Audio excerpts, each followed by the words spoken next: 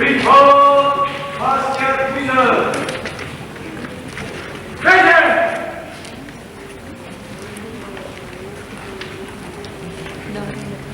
Vision. Shoulder up! Vision. Close order. Up! Vision. Hold free. Left. Vision. Line center. Left.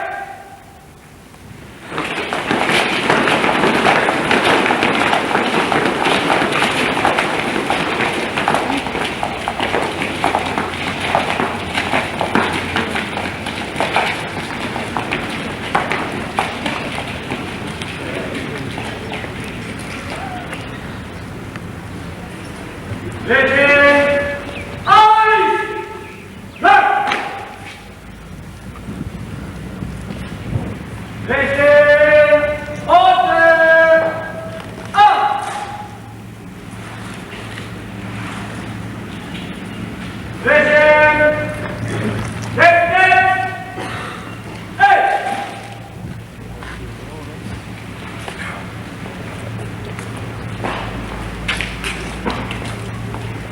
Stand back.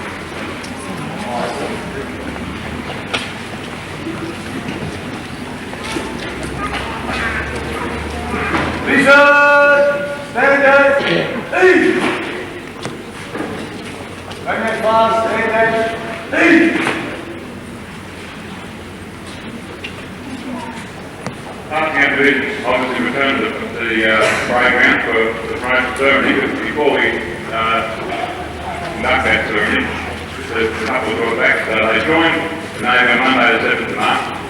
There were 106 in the original intake, and we gained 2 our backline from the previous intake, and we lost 8 along the way for various reasons, so today there are 100 passing out.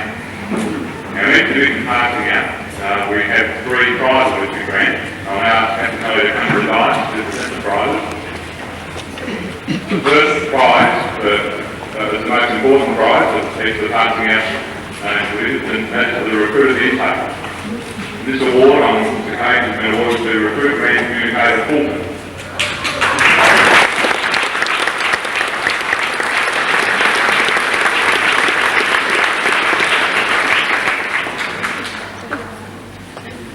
During recruit training, Recruit Grand Fulton displays a very high standard of dress and bearing and a willingness to help others in the division, including remaining on board over weekends with exemplary. 23 years of age, comes from Stratfield, New South Wales.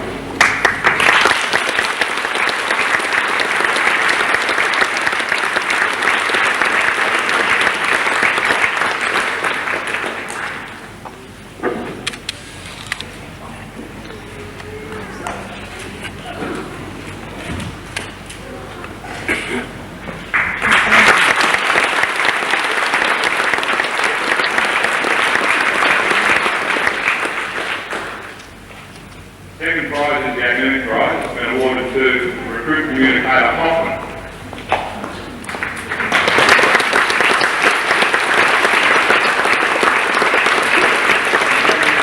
He was a high standard during training, and he gained the highest mark of 92.8% in the final examination. He's 9 years of age and comes from Floundra in Queensland.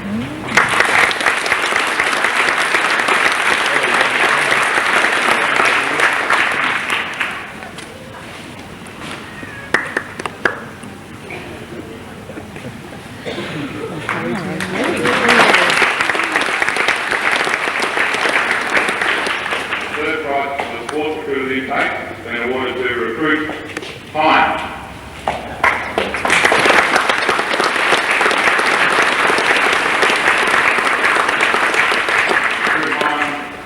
Recruit Pine has displayed a good spirit in all sports, represented service in rugby union and has partaken in midweek sporting competitions.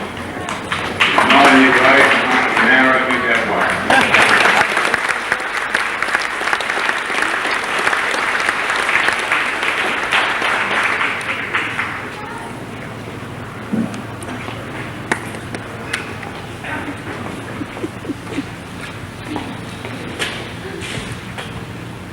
That completes the prize giving. I now ask the reviewing officer, Captain Elliott, to address the prize.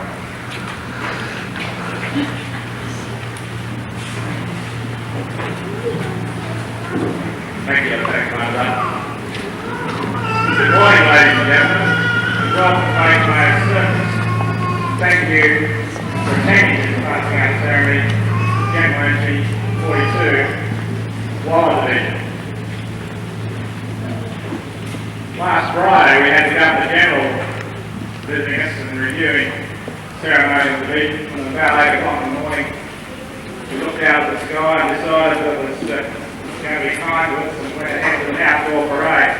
Of course, Murphy's law dictated that the heavens opened and it rained all over us for most of the parade.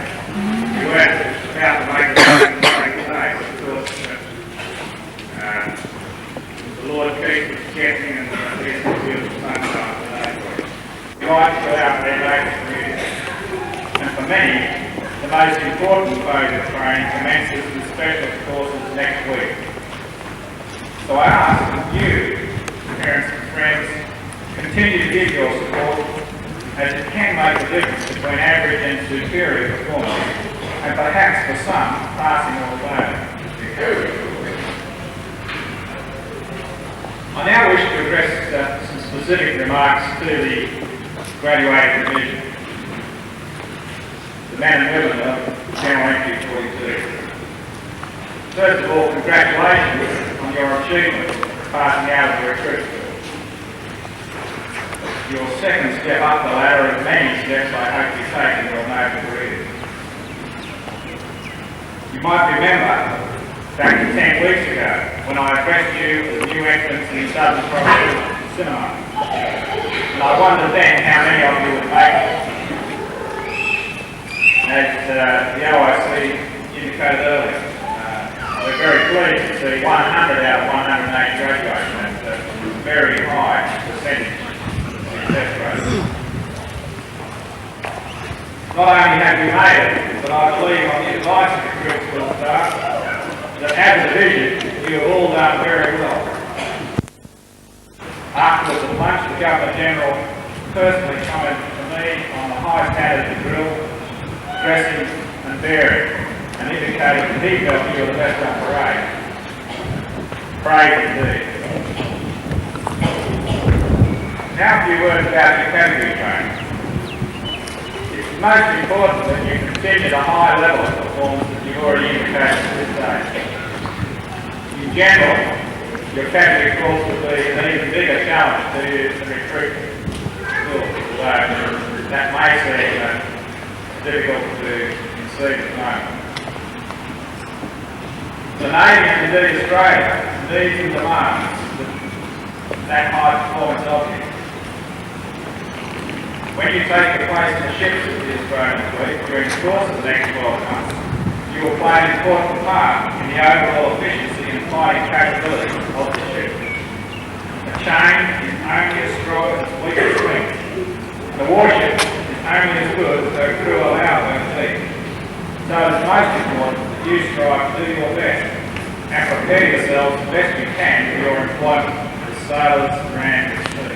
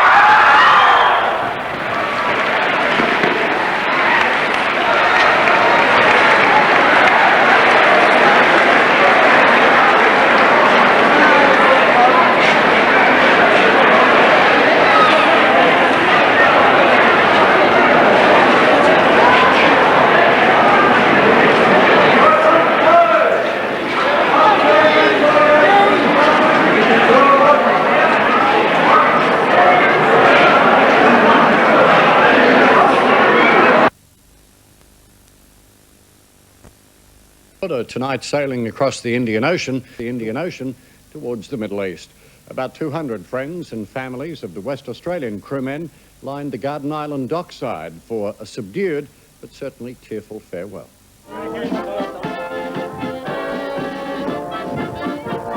For most of this century, Australian servicemen going overseas have been farewelled by the same piece of music. Today, the families of the West Australian crewmen aboard the warships Sydney and Brisbane lent their voices to the same farewell.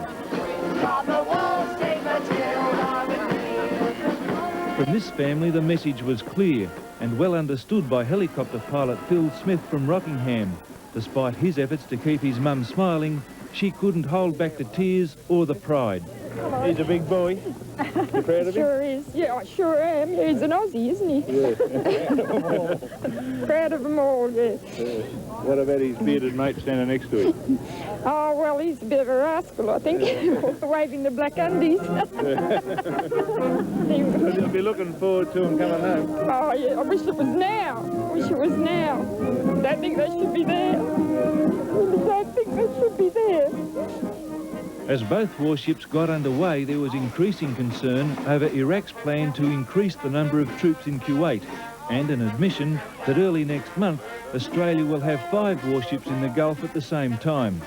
The Navy says the warships being replaced in the Gulf, HMAS Darwin and Adelaide, should be home by Christmas. Rex Hoare, National 9 News.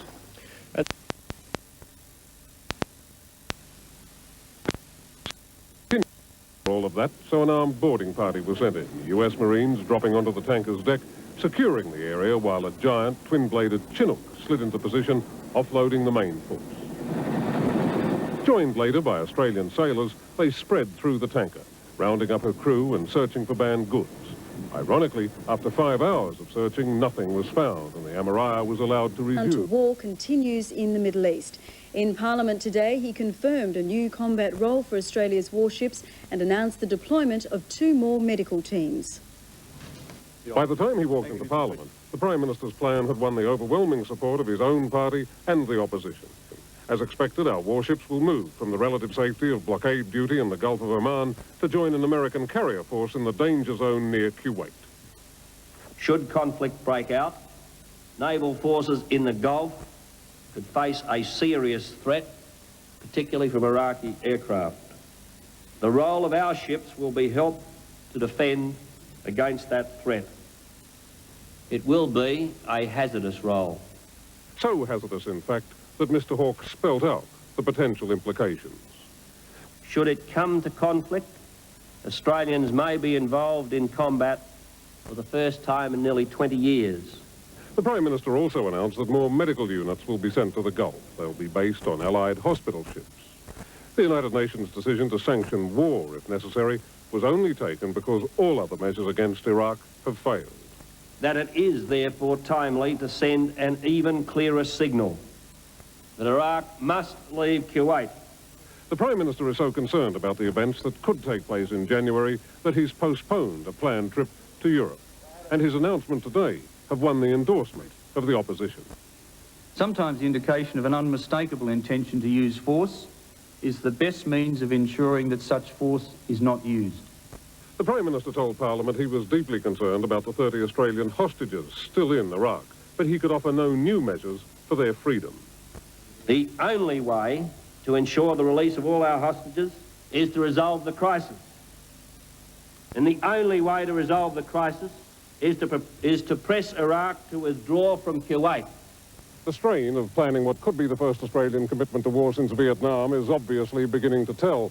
Just moments after the Gulf debate finished this afternoon, Junior Defence Minister Gordon Bilney collapsed in an aisle of the House of Representatives. Fortunately, there were some doctors in the House. He was treated and later admitted to hospital for observation. Peter Harvey, Canberra. You can't carry from Perth. She'll take on board months later at friendly Gulf countries. That's the reason for this special deck being built to allow helicopters to winch in supplies. So what do sailors eat while they're waiting for George Bush and Saddam Hussein to make a move? Normally what you have at home. We have roasts and we have steak. We also have seafood on board. We have lamb, we have chops, pork. The Westralia is carrying 57 tonnes of meat, 20 tonnes of frozen foods and more than 15 tonnes of soft drink. But those meat pies are a special treat for a day when there's not much happening and the mood on board is light-hearted. The ship will close down and we'll have a nice relaxing day and people will have a pie, maybe a hamburger as well. For those pies not much good like that, you got plenty of sauce? Yeah, plenty of sauce. We carry it by the gallons. So you can almost picture it now, a balmy day out in the Gulf, all the Aussie sailors out on deck with a meat pie in one hand smothered with tomato sauce, and in the other hand... Yes, we do have beer on board, and we have 1,000 cases of VB. We also have 200 cases of Foster's Light going on board, and then we have 400 cases of Emu. Max Harwood, National 9 News. What about Vegemite? At least they won't go hungry. Westralia is 10 News with Greg Pearce and Christine Parker. Tonight, headed for a potential war zone, HMAS Westralia leaves Perth for the Gulf. A shock sequel to a hit and run, a policeman charged a teenager fighting for his life. And the clash of the champions, old foes head-to-head on the water. Good evening. Also tonight, a daring robbery sparks fears that a professional crime ring is at work in Perth. The details shortly. First tonight, as tensions continue to mount in the Gulf, another Australian naval ship has left Perth headed for a potential war zone. Emotional scenes as HMAS Westralia sailed from Stirling Naval Base loaded with supplies for the Australian peacekeeping force. For the first time, women are included in a crew headed for possible combat. Familiar emotions on the wharf at Stirling Naval Base today, but for the first time in Australian history, women sailors preparing to leave for a potential war zone. I think we'll go all right, yeah. We're all pretty close and we get on really well with the guys, and I think we'll all have a good go at it. Almost 20 years ago to the day, Natalie Collis joined her mother Cheryl to wave her father Norm off to Vietnam. He came home quite safely, so I'm quite confident all of these, you know, with all the love that they have here, we've got enough to share with all of them. Seaman electrician Jodie Parrish of Sydney is another of the 7 females on board the Westralia. She admits some fears about what might lie ahead. I'm scared about it, but I joined the Navy for this, so I'll just go and do my best, and that's all anybody can ask. The Westralia will replace the supply ship Success in the Gulf in about 3 weeks, but skipper Commander John Moore isn't fazed about the possibility of sailing into a war zone. It's a possibility.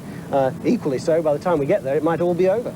Before leaving for loading 20,000 tonnes of fuel in Geelong next week, Australia's biggest warship presented with a special WA flag. Commander Moore says he's confident the men and women on board the Westralia will serve the flag with pride. I'm quite confident that all 83 of us on board will acquit ourselves to the best of our ability. A carnival atmosphere for the cast-off. Although it's Australia's first potential conflict since Vietnam, the Westralia is a Falklands veteran. It served in the British Navy till 1989 as RFA Appleleaf. Sean Murphy at the Stirling Naval Base for the...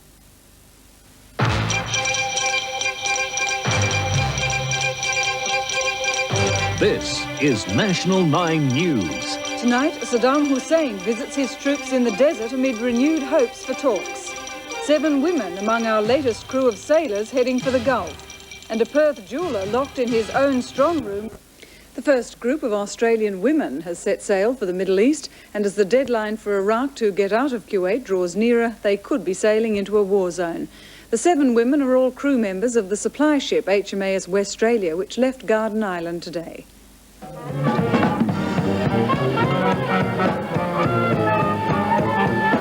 Outwardly, it was all fun, music and gaiety at Garden Island today, but behind all these brave faces, the underlying fear that these sailors could be sailing into a war by the time they arrive in the Gulf later this month.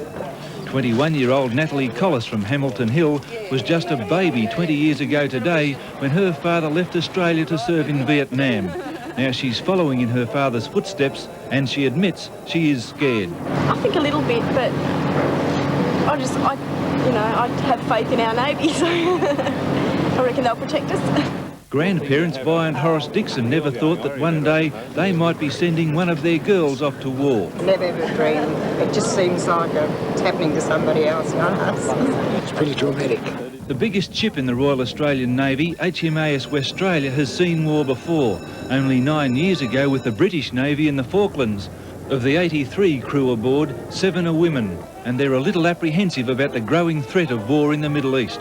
This is the first time. Well, this is the first time a lot of us have been to a war zone, so we'll see how it goes. You're looking forward to this trip? Yeah, I am in a way. I'm a bit scared, but that's usual. You are a little bit scared. I mean, you'd be lying if I said I wasn't. Yeah. Along with 20,000 tonnes of fuel for other Australian ships in the Gulf, Westralia is carrying 7 tonnes of Coca-Cola and a big selection of West Australian beer. But today was a bit of a Clayton's farewell. After taking on a load of aviation fuel at Geelong in Victoria, Westralia will be back in Gauge roads in a week or two before heading to the Gulf of Oman. News.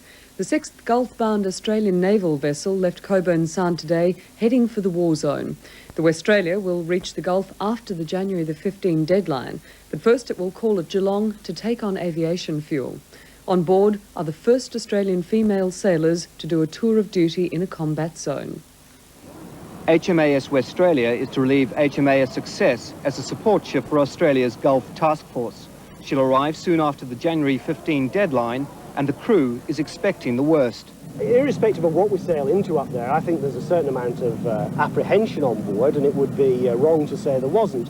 To sail into something that you don't know what's going to happen, it's only natural. Although, as a supply ship, she's not expected to be involved directly in any fighting, the 7 female crew members are set to become the first Australian women sailors to do duty in a war zone. It's a great honour, actually.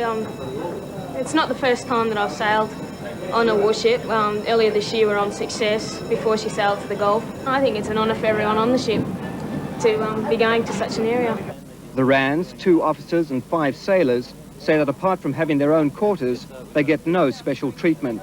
They do the same jobs as the men and feel they can't afford to make mistakes. I do feel that they're all watching, to see how well we do our job. So there is a bit of pressure on us for doing our job. They have already earned the respect of their male comrades. They're putting in maximum effort. You can see it, they're really trying hard.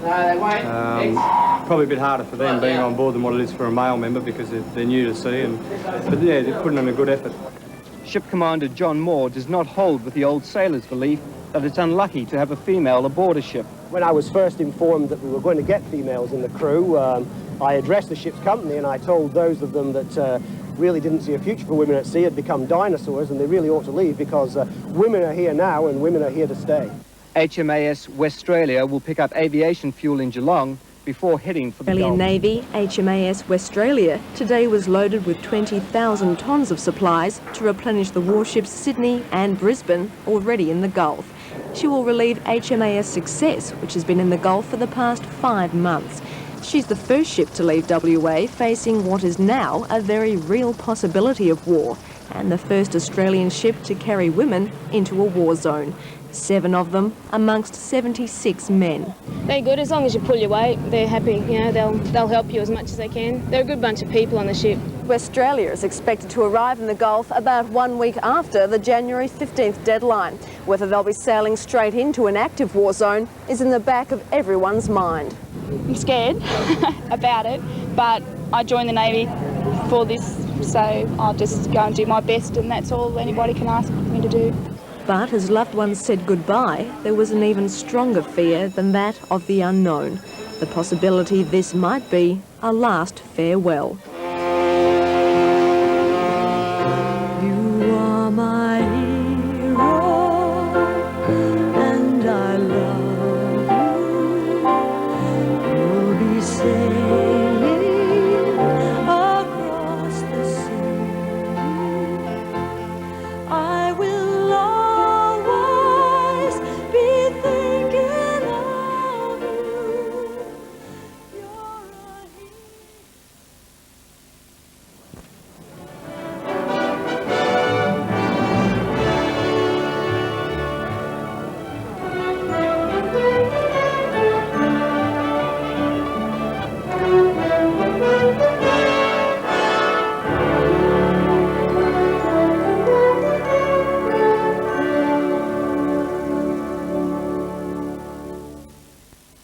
Nations in Baghdad have failed to stop the countdown to war.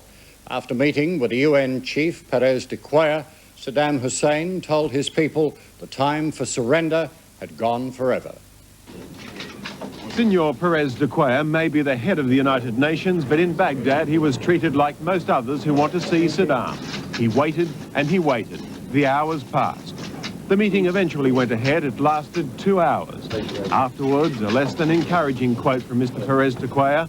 God only knows, he said, if there'll be peace or war.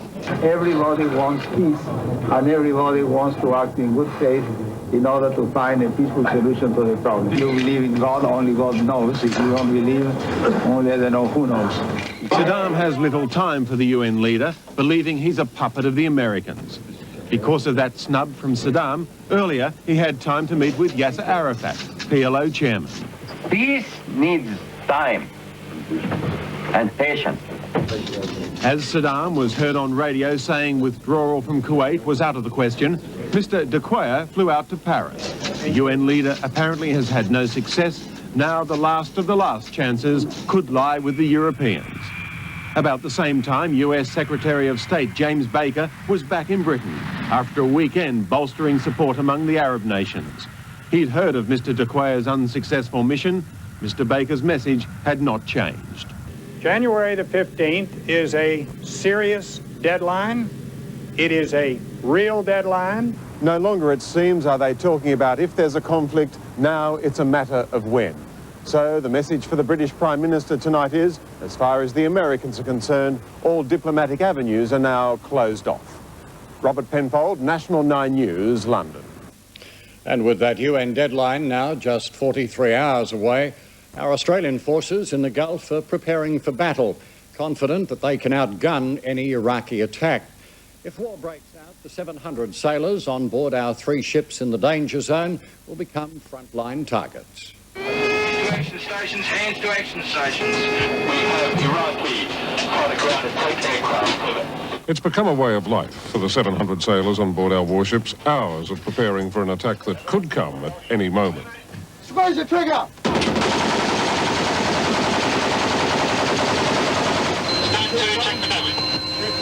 On HMAS Sydney, the weapon system's too important to test fire. The anti-aircraft missiles and 76mm guns are ready for action as well. They'll be the vital counter to the deadly Iraqi Exocet missiles. What we have to face now is the reality that we could be in hostilities in the next few days. Until then, there's still some free time, most using the opportunity to catch up on messages from home. Bye-bye, darling. Take care. Love you. The rest of the day is spent enforcing the international blockade, a lone sailor on constant watch for Iraqi mines. If the fighting starts, the Sydney, Brisbane and Success will move to the front line, joining a battle group protecting the US aircraft carrier, the Midway. On the ground, the manoeuvres have intensified too, the final training taking place on the far northern rim of Desert Shield. The troops, the ones who'll lead the forces across the border into Kuwait. In spite of the unexpected, everyone here is primed. With all the meticulous planning, the change in the weather was the last thing anybody forecast, although it doesn't show much signs of slowing down the continuing American military build-up. 500,000 combat troops, together with the most powerful arsenal assembled since the Second World War, ready to roll into battle when the order is given. Peter Harvey, National 9 News. Melbourne, where Labor MPs and dozens of union heavyweights have called for peace in a letter to the United Nations. The campaign is headed by Socialist Left MP Joan Coxedge. That there is quite a groundswell of opposition to the war. It's just simply not getting through. Their voices, somehow or other, are being muzzled, and that concerns me greatly. Mrs Coxedge has also urged Prime Minister Hawke to learn the bitter lessons of Vietnam and bring our warships home. That I think we are going to see large rallies. Now, they may not match the huge moratoriums because, again, I repeat, that took years and years of work. But I think there is a lot of opposition to what is happening in the Gulf because people know that wars solve nothing. Direct action is democracy. Without direct action, you have no democracy. Greg Pearce and Christine Parker. Tonight, Perth's most wanted man shot dead by police. Another Australian ship sails to the Gulf. Has regarded women on ships as bad luck, but times have changed, especially in the Navy, which sent its first women sailors off to the Gulf War Zone today aboard the supply ship Westralia. Jackie Quest was there to see them off from the Victorian port of Geelong. On board the ship, I'm involved in keeping bridge duties. I am learning to navigate the ship as an officer of the watch, getting my bridge watch keeping ticket. Jo Palmer is just 19 years old, but the young Queenslander has few qualms about her perilous mission. Does it worry you that by next week you could possibly be in the middle of a very heated war? I think it's worrying everyone, but I have faith in the command on the ship. I've seen them operate, and I think that Navy office and the command of the ship will keep us safe. I've no doubts about that. Jo is one of 7 female crew members on board, the first female sailors to enter a war zone in a combat role. I'm an assistant marine engineering officer, and at the moment I'm under training. What do you expect to find when you arrive at the Gulf? We've been told that there won't be all that much. The other ships have not done all that much at all. They've just sort of stayed in one area. And hopefully that'll be the same case. I don't think anybody really knows how to feel at the moment until they actually get into the situation. And once we're in the situation, we'll see how we go. I think we'll go fairly well. It's going to be the hardest on the families more than anybody else. They're at home worrying all the time. We know what we're doing, and they're just at home waiting to hear. And they like the letters and the telephone calls, but they're going to come pretty rare, I think. The Westralia is a British ship which is leased by the Australian government. 170 metres long, she boasts 1 anti-aircraft missile and 3 50 calibre machine guns.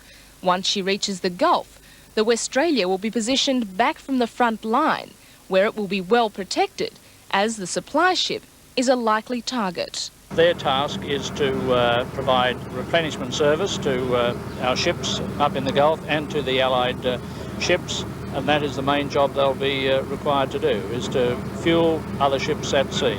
For the crew, the training has been rigorous, but no one can prepare families for months of waiting and not knowing if their relatives are safe. But this is the third war I've said farewell to. Wish them all the best of luck, and they all come home safe and sound. Does it ever cross your mind that you may not come back to Australia? No. I don't think that that's something to worry about. I think we'll be back. I'm pretty sure we'll be back. A bit of bad news on that. Husbands of women who, dare I say it, are killed on Royal Australian Navy ships will not get a war pension. The RSL says it's working on it. Today's widely reported claims that 6 Iraqi helicopters had defected to Saudi Arabia.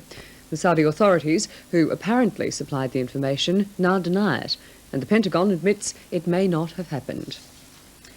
17 anti-war protesters were arrested this afternoon as another Australian warship left for the Gulf. Others clung to the bow of HMAS Westralia as the supply ship took on fuel supplies at Geelong. It was a low-key farewell for the 83 men and women on board Westralia.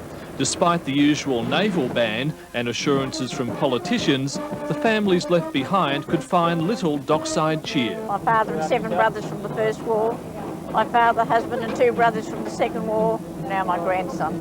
On board the replenishment ship carrying 12,000 tonnes of fuel bound for the Gulf, the Prime Minister maintained the mission was crucial to world peace. We'll only be able to have proper, peaceful and ordered relations between nations if it becomes well known to aggressors and potential aggressors that the world will not tolerate aggression. While Mr Hawke met the crew and posed for a team photograph, protesters clinging to the ship's keel made their feelings plain. Around 20 were dragged from the water and taken to shore. Another 17 who climbed fences onto the dock were arrested and charged with... US-led Allied forces take up battle positions as the conflict countdown nears 0 hour. And Air Force planes fly out ready to evacuate Australians trapped in a potential war zone. Good evening, everyone. Also tonight, the Australian Open Tennis and Australia and the Kiwis at the MCG. There are just 19 hours left before the world faces the deadly prospect of a Gulf war that now seems to be increasingly inevitable. Last-ditch peace moves are continuing, but with neither side showing signs of a back-down, hopes for peace have all but disappeared. Across America today, grim protests demanding peace. But the man considered to have the best chance of finding peace seemed resigned to the inevitability of war. I have done what I had to do. I don't know whether others will do something, but it appears to me that it is perhaps a little late. The UN Secretary-General back in New York to report Saddam Hussein gave no sign he was willing to retreat. The uncompromising stand expressed in a frenzied meeting of Iraq's National Assembly. They chanted, "With blood, with soul, we sacrifice for Saddam." The rubber stamp parliament called for a jihad, or holy war, to keep Kuwait. Earlier, Saddam told Iraqis they might have to die for their principles, a sacrifice many don't want to make, fleeing Baghdad for areas less likely to be attacked. As for when an attack might come, President Bush refused to answer questions on that today, but he told congressmen shooting could start any time after the deadline. I believe his exact words were, I haven't changed my view. Force may well have to be used if he hasn't withdrawn by the deadline. In a more chilling warning, a White House spokesman said every moment after the deadline will be borrowed time for Iraq. To stave off attack, the Iraqis are trying to string out the diplomacy, and for that they're counting on the French. We believe France, perhaps better than many other permanent members of the Security Council, to really work out a constructive solution to the problems in the Middle East. Iraq says France's foreign minister is likely to go to Baghdad. France today put forward a peace plan calling for the rapid and massive withdrawal of Iraqi troops from Kuwait under United Nations supervision, in return for a guarantee that Iraq would not be attacked, plus the promise of a conference to discuss all conflicts in the Middle East. Washington is opposed to any diplomacy that would run past the deadline, a view Secretary of State James Baker expressed in talks with Australian Foreign Minister Gareth Evans, and he agreed. There has been ample time for Saddam Hussein to contemplate the nature of his sins and what he ought to be able to do to expiate them, and the time simply is running out. With time running out for diplomacy, the pressure is increasing on George Bush to make a decision about war. And as he contemplates what move he'll make, he's getting no peace from those who want him to do nothing. In the United States, Stephen Fenley, National 9 News. An estimated 10,000 are still in the region. Special RAAF planes are now being sent to help bring them out. The aircraft, two Hercules and a Boeing 707, have been on standby for the past week, and tonight are due to depart on their potential Mercy mission. The government has announced the planes will be positioned at the Cocos Islands within 10 hours of the Gulf. Other aircraft will be stationed at the eastern Mediterranean. Whatever contingency plans that we've got, no Australian should be deluded by the fact that if war comes, we can suddenly get our planes in and get them out, because that will not be possible. Despite repeated warnings to leave, about 10,000 Australians, many with dual nationality, are believed to be in the Gulf region. Of particular concern, the safety of nearly 1,000 children. While many families have contract work commitments, Dr. Blewett urged parents to reconsider their decision to stay. We find it very difficult to see that children should be in that position, and I'm still concerned about the number of children that are there. Foreign Affairs officers today were given a thorough briefing on the evacuation plans as security was stepped up at a number of important military bases around the country, including Sydney's Garden Island. Warren Clark, National 9 News. And here in Perth, the supply ship HMAS Westralia this morning took on final stores before departing for the Gulf. Westralia will replace HMAS Success and is due in the region later on in the month. After protesters took to the water in Geelong last week, it was a quiet departure for the Gulf-bound HMAS Westralia. Only strong easterly winds delaying her final departure until 11 o'clock. Developments in the Gulf War. US military leaders are hopeful the bombing of oil facilities in Kuwait can stem the flow of oil into the Gulf as pollution control teams move in to try to clean up a now huge oil slick. The number of Iraqi warplanes that have flown to neighbouring Iran has risen to 39, prompting fears of Iranian complicity in a possible surprise attack on the Allied fleet. And Iraq's most senior diplomat in Canberra has flown out of Australia, expelled by our federal government. As you may have seen on the news, millions of gallons of crude oil polluting the Persian Gulf, an oil spillage bigger than that environmental disaster which was caused by the Exxon Valdez, an obscene act of environmental terrorism by Saddam Hussein. Chris Smith reports on a very special waterway. Absolute horror that an act like that can be done deliberately. It's difficult to shock an organisation which deals with all kinds of environmental disasters. But when the Gulf turned black, the faces of Greenpeace officials went white. As an act of, can only be described as environmental terrorism. Just took the whole equation to new depths of despair for me. It was just beyond belief. The slick let loose from Kuwait's main terminal covers 260 square kilometres and is moving 20 kilometres a day. And while the pathetic pictures of poisoned seabirds fill our screens, dolphins and whales are also expected to be caught in Saddam's toxic net. And worst of all, according to Greenpeace, a more hidden, endangered species will be destroyed. Probably the most immediate and long-term damage is going to be done to the turtle population. These turtles are throughout the world on the endangered species list. And yet in one area just 50 miles or so from the Kuwaiti coast, we have one of these sort of turtles, a hawksbill turtle, about to go into its mating season.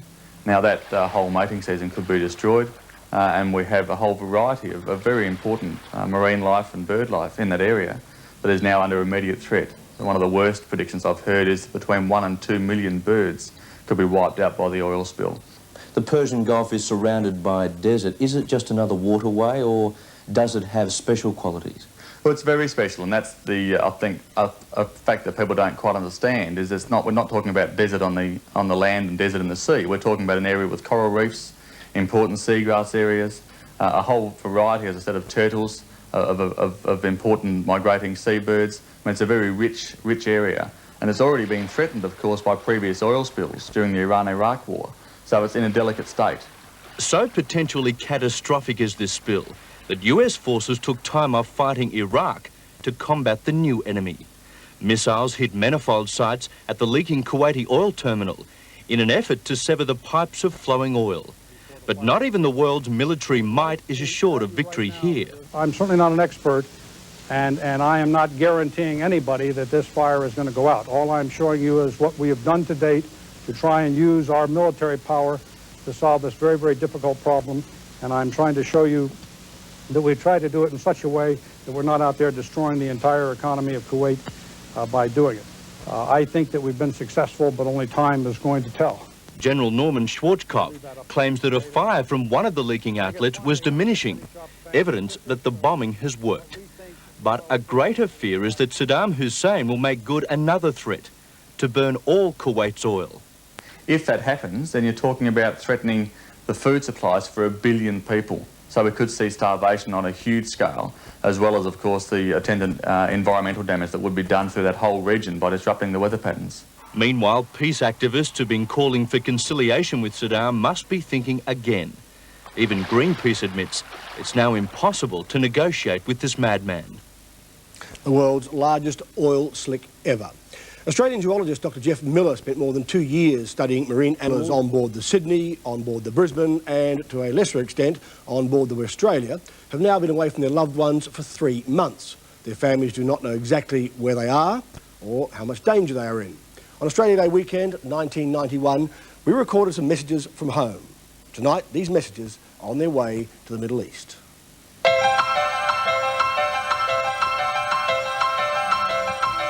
Well, Laurie, hi from home. This is Mum, of course. Everybody keeps ringing, asking after you. Your sisters, Tina and Kerry, both send their love. Nana and Pa, and John, of course, and we're missing you and look forward to your safe return. Mark, Mummy and I miss you very much. Laurie, could I say that? I am sailing. Hello, John. How are you, love? We're thinking of you here.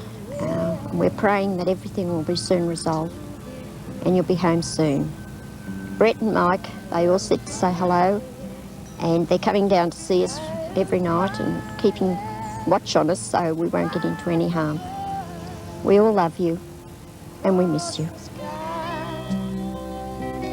I just want you to know that we're thinking of you all the time, that Charlie and Teresa and Peter and Auntie Beryl and Uncle Bill all are thinking of you, and they say hello. And I hope that you all have a safe return home, and I love you. Well, aboard the Brisbane, out there in the Gulf, leading seaman Mark Patrick Farnan. As you can see, this is your parents, and it's lovely to talk to you on this Australia Day, but we wish you were here. Nevertheless, you'll be here next year, and then together we'll celebrate our 21st year in Australia and Australia Day as a threesome. In the plethora of phone calls we've had was one very special one from your grandfather in England, who has two concerns. One is your safety and health, And he thanks you for your card, which he will endeavour to reply, but don't hold your breath. And the other is that England is doing extremely badly in the cricket. And goodbye from me, and I hope to see you soon. I'd like to send a message to able seaman Michael Marr on HMAS Brisbane. Happy Australia Day, Michael. I wish you were here with us all to celebrate Australia Day. You're in our thoughts all the time, and we greatly miss you, and I love you dearly. If I didn't hear from you by Valentine's Day, happy Valentine's Day, and I'll hear from you soon. Hi Leon, glad I got this chance to say hello. I got your birthday card, it was great. I definitely will get the taillight fixed. I made the half a century, had a good night out. Robert and Michelle wished to say hello, wish they were here. And we're all proud of you. Bye. Hi Leon, how are you? I spoke to Dad the other day, he said to say hello to you and that we'll all see you soon, and Tanya wants to say hello. Hello Uncle Leon, just wanted to say hello and I miss you. Hello? Daniel, go on, say hello to Uncle Leon. Hello Uncle Leon. On Australia Day weekend, 1991, the human face of war. One Australia Day weekend, that's life, good night.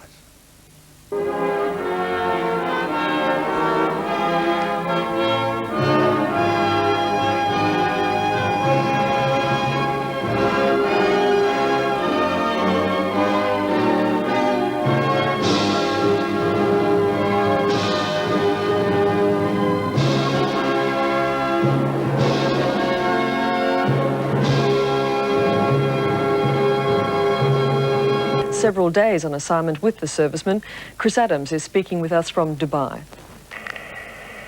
Chris, thank you for joining us this morning. The deadline is tomorrow. Those that you're spending time with on the Australian ships, are they expecting war?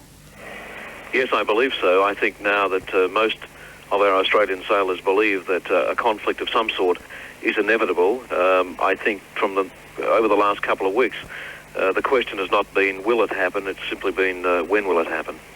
They are prepared for war?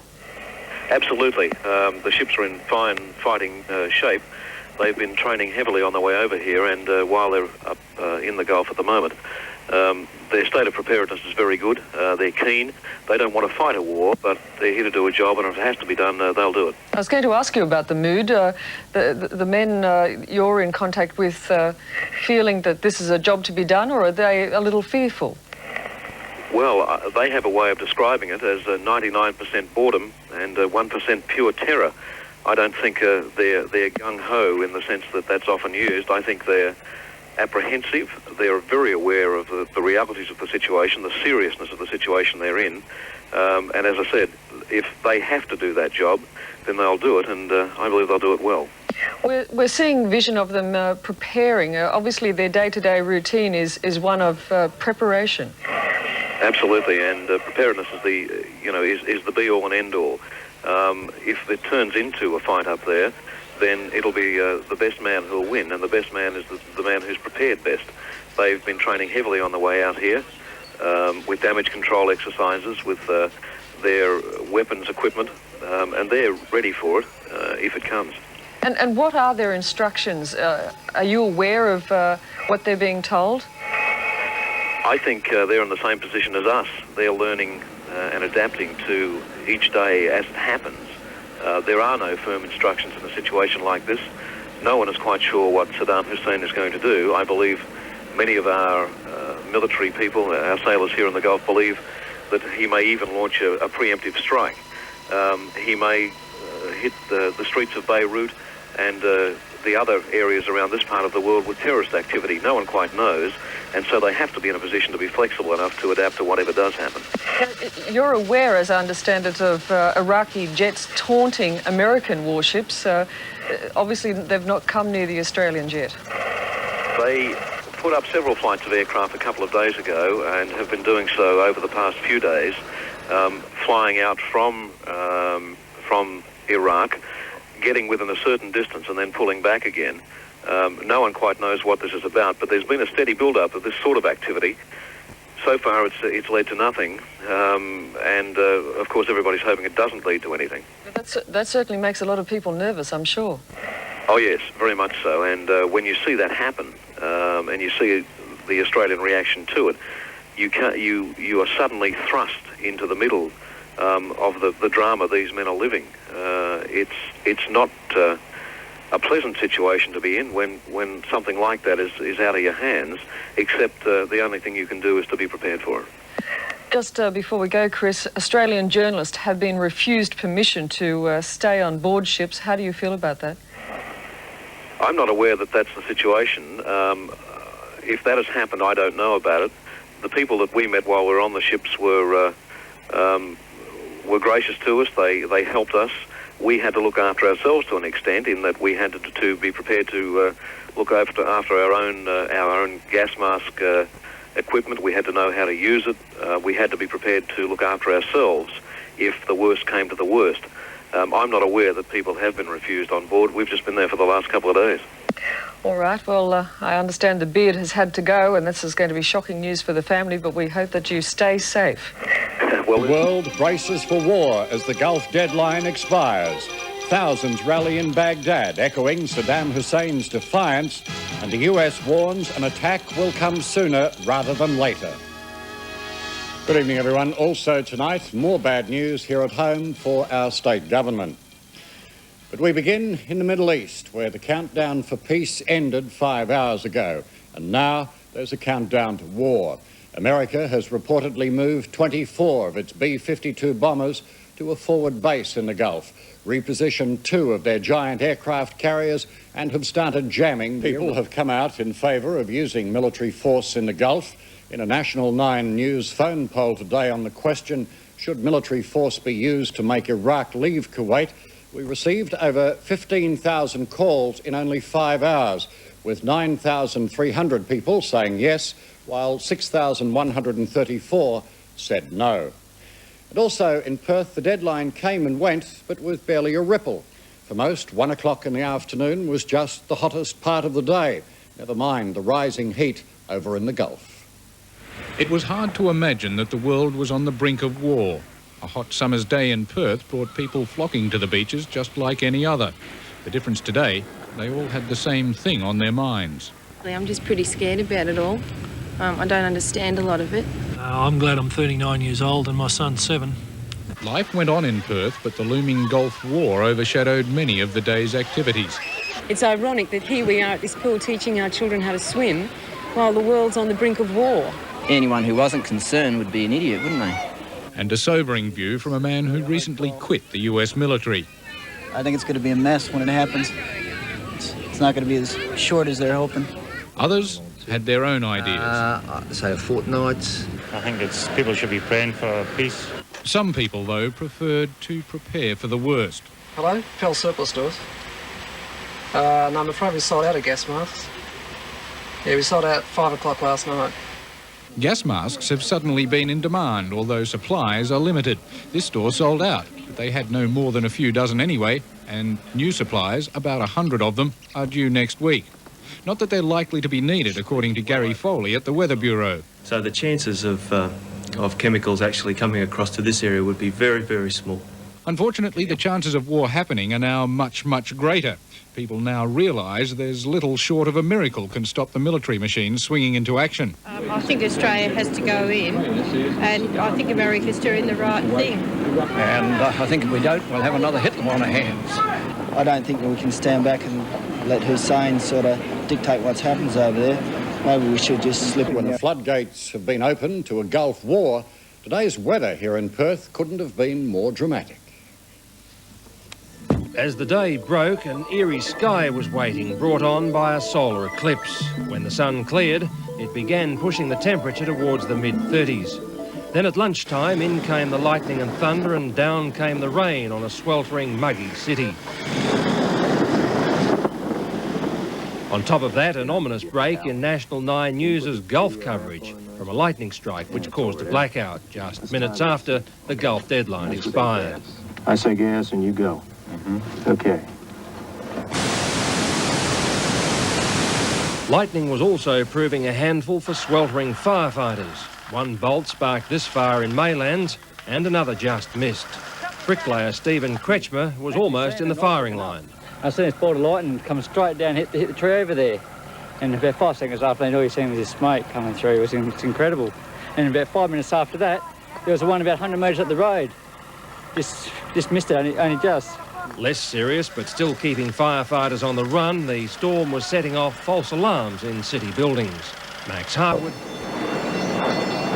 It's important for Australia that the world understands that big countries cannot invade small neighbours and get away with it. All families are now requested to leave the ship.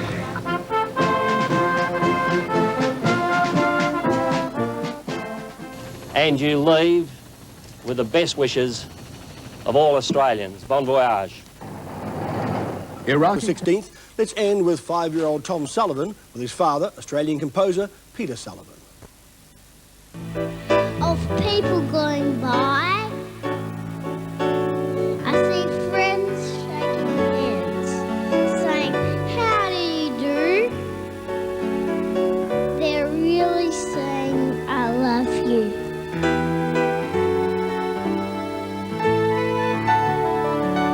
I hear babies cry. I watch them grow. They'll learn much more than I'll ever know. And I think to myself, what a wonderful world.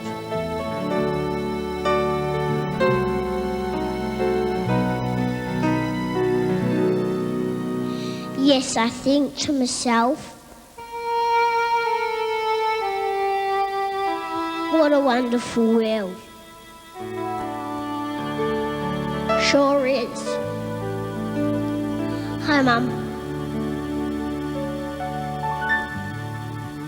That's life. Good night. It flies into Well, in the Gulf, millions of litres of oil are being pumped into the sea, an environmental disaster that's killing both animals and plants. As the Gulf continued to be choked by its richest commodity, the Allies again insisted this ecological disaster will not spoil the war effort. Overall, from a military standpoint, the oil slick is minimal. However, from the environmental standpoint, you can see that it's going to have a major impact. That was an understatement. At last report, the slick was 50 kilometres long, 13 kilometres wide and growing, fed by an offshore pumping station, gushing oil at an estimated rate of 15 million litres a day. Fire was reported to have erupted in parts of the slick, although the flames were said to be slowly burning down. President Bush announced he was sending a team of government experts to advise Saudi Arabia on ways to contain the oil, a task that would be difficult enough in peacetime, but now all but impossible, according to some, considering the source of the slick is in enemy-held waters. And there's the threat to human life. At risk, Saudi Arabia's desalination plants, which supply 90% of the nation's drinking water, water that is also sustaining the Allied forces. Back in the US, while tens of thousands protested against the war, criticism of how it was being fought also came from someone who's supposed to be a friend. The new Soviet foreign minister arriving in Washington suggested the Allied bombing campaign may be going too far. You've got to be careful about the scale of the military operations. Signs of a new chill in superpower relations, with Washington even more critical of Moscow's crackdown in the Baltics. It's now expected the White House will postpone indefinitely the Bush-Gorbachev summit scheduled for next month. In the United States, Stephen Fennelly, National Make it almost impossible for Australian Navy divers to complete their dangerous mission in the Gulf. They arrived at Pearce Air Base this afternoon on their way to the war zone.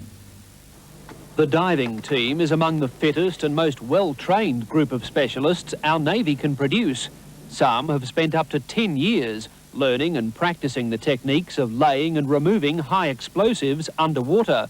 Today, the best left Sydney's Richmond Air Base, knowing their most likely role in the Gulf will be defusing Iraqi mines. How are you feeling? Nervous? Oh yeah, I suppose you could say nervous. But their tons of equipment and years of training may prove useless in the face of the giant oil slick moving down the Gulf. There is oil where we hope to be working, or where we'll be asked to be working, it will definitely make it difficult, and depending on how much oil, it may in fact stop us doing our job, but that has to be seen at the time, as I say. The old RAAF C-130 transport plane makes it a slow trip to the Gulf. The divers won't arrive until Wednesday. Meanwhile, as the oil slick worsens, Australia has hit back at Greenpeace claims that the Allies should take some blame for forcing such desperate action from the Iraqis. Foreign Minister Gareth Evans told the Sunday program the environmentalists were just plain wrong. And for some of the environmental movements and peace movements not to appreciate the nature of what we're confronted with here and to try and sort of spread the blame for it strikes me as really quite an appalling error of judgment on their part. It's occurring. Quick! March! This year, 30 female recruits will join combat-related support units as clerks, drivers and engineers. Though still legally barred from participating in combat, Private Tracy Tolsher has no illusions about the dangerous task she may be asked to perform. Oh, well, we start in the dotted line. We're all soldiers. If we're called upon, we just have to do our job. There are 19 Australian women already serving on Navy ships in the Gulf. These women won't be sent unless Australia commits ground troops. Still, they're ready to go if needed. If Sudan, Hussein, wins this war, it will affect me and the way everybody lives in this world. So it is something worth fighting for. Given a shovel and they have to go and dig their own latrine pit and they sleep on the ground. Not everyone's idea of the perfect job, but in these lean times, the Army says nearly half its recruitment inquiries are now from women. Sandra Fuller. Junior in South Australia. I'd just like to thank all those people back in Australia who've supported us while we've been over here. All the letters, the messages and the best wishes that we've received. The response has been quite tremendous and quite touching on my behalf. Special thanks to my parents and friends from Sejuna, South Australia and Adelaide. All the letters. If there's something the sailor loves, and that's getting letters, so keep it up. G'day Australia, my name's Peter Randall. I'm from Seven Hills in Sydney. I'd like to say hello to my wife Lisa and my son Robert. Don't worry, everything's all right and we'll be home pretty soon. We've just heard, I'd like to congratulate my sister Sandra. She's just announced her engagement. Now the whole country knows.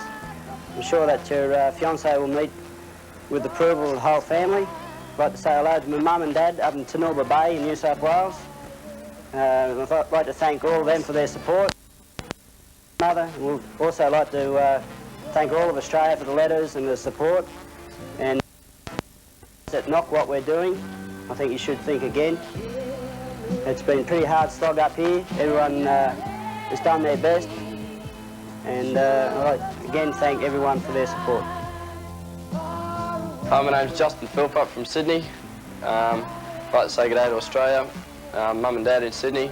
Special get well message to my grandfather. He hasn't been well lately, I only found out yesterday. Congratulations to Auntie Sharon and Stephen. Big hi to everyone in Newcastle, Bungwall and Yukai. Hi, I'm Rudy Begrowski off the HMAS Success. We're finally on our way home. I'd like to say a big hello to my lovely girlfriend Bridget in Sydney. I love you. Happy birthday for the 6th. And also a big hello to Mum and Dad in Adelaide, South Australia. I'll be seeing you soon. And thanks for your support, Australia, on our way home. Hi, my name's Ron Holden. I'd like to say hello to my wife Anna, my children Amelia and Brenton, my mother and father, my father and mother-in-law, all from Brisbane in Queensland. I'd like to thank them for all the support they've given us and given me and the ship's company up here. They've stood by us for the whole trip. I'd also like to thank the CPSOs around Australia for all their support as well. Hi, my name's Steve Smith from Nowra. I'd like to wish my parents back home in Melbourne a big hello, and also my girlfriend back in Nowra. I'd like to say hello to her also. All the other guys at the Naval Air Station, thanks very much for all the letters, the magazines that you have sent. And for the people that haven't written, there's still time to write. There's a lot of you. And thanks very much once again for all your support, both people that I know and I don't know. All the letters have been great. So thanks very much. And have been on round-the-clock patrol since linking up with the Midway Carrier Group in the Persian Gulf. As part of their duties of protecting the fleet, Divers from the Brisbane have been practising a mine dispersal role similar to the involvement of the Navy's elite dive team, which arrived in the region a week ago. Here, the Brisbane team use a rubber Zodiac to place explosives on a practice mine, returning to the ship to witness the success of their operation. These scenes also show one of the last duties of the supply ship HMAS Success, now replaced by the Westralia. The operations room on the Brisbane used to rendezvous with the Success in its mission to refuel American warships and the other Australian frigate, HMAS Sydney. Speaking at the National Press Club, Defence Minister Ray again emphasised Australia will not increase its Gulf commitment, despite comments by US Ambassador Melvin Sembler earlier in the week that the Bush administration may call on Canberra to upgrade its role if the war... To see one of them paraded as an Iraqi prisoner of war, if the worst happens. Awful thought, and heaven forbid. But as Bronwyn Kiley reports, it has happened before.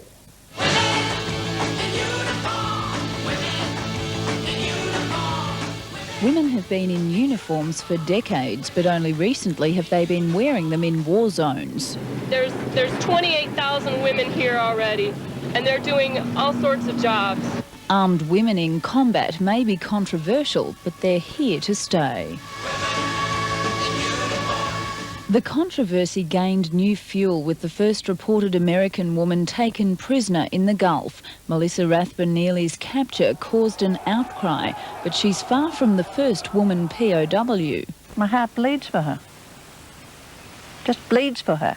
Vivian Statham was Vivian Bullwinkle, a young army nurse serving in World War II when she gained fame as the only survivor of a massacre by the Japanese. 22 other nurses were killed.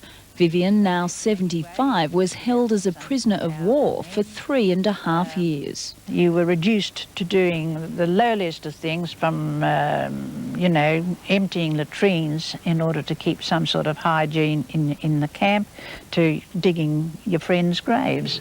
Despite her own experiences, Vivian believes women who want to should be allowed to fight. Women in that situation, in a male unit, I think is hopeless.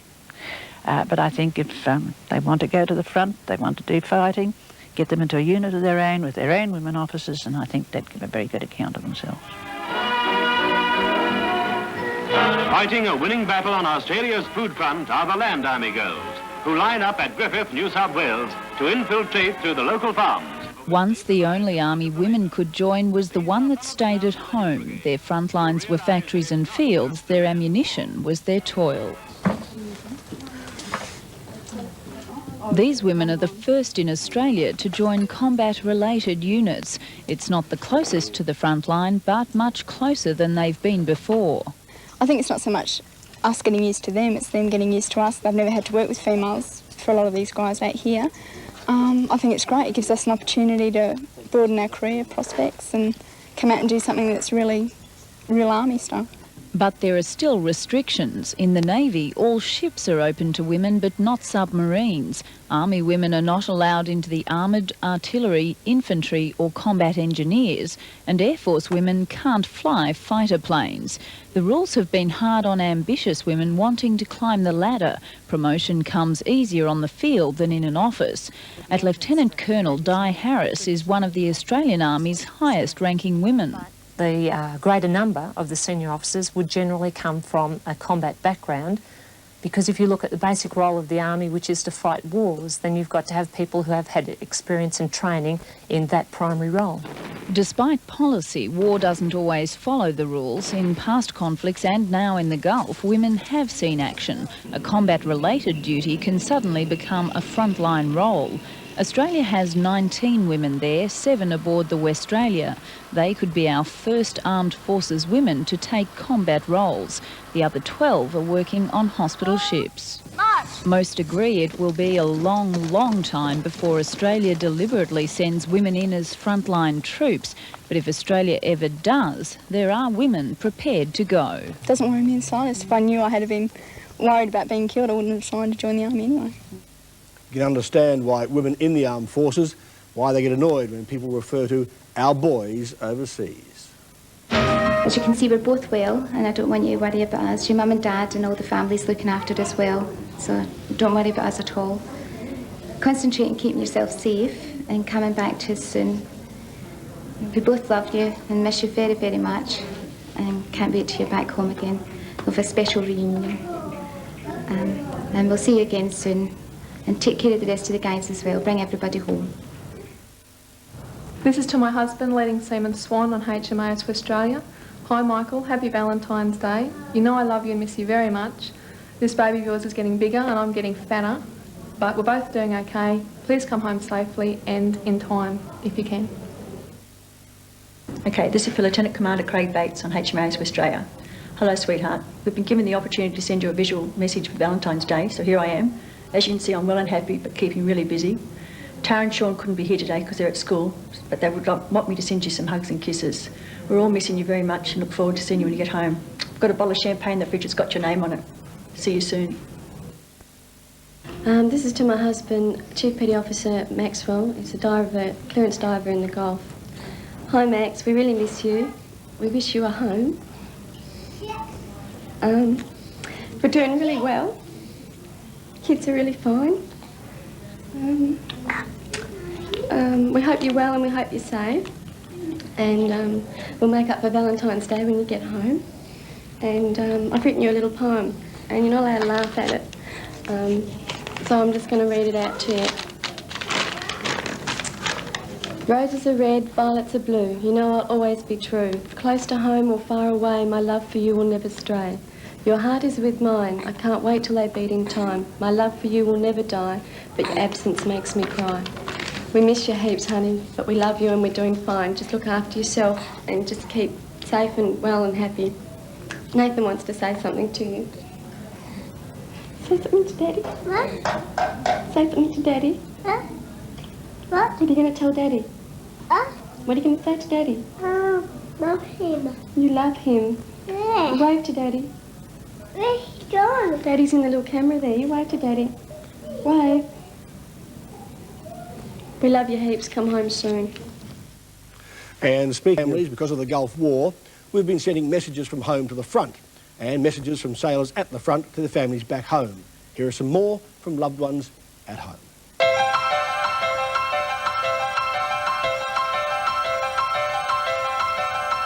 Hi, this is the Philpott family, mother, wife, and I'm the sister of Peter Philpott, who's on the HMAS Sydney. Hi, Pete. I never thought I'd be here.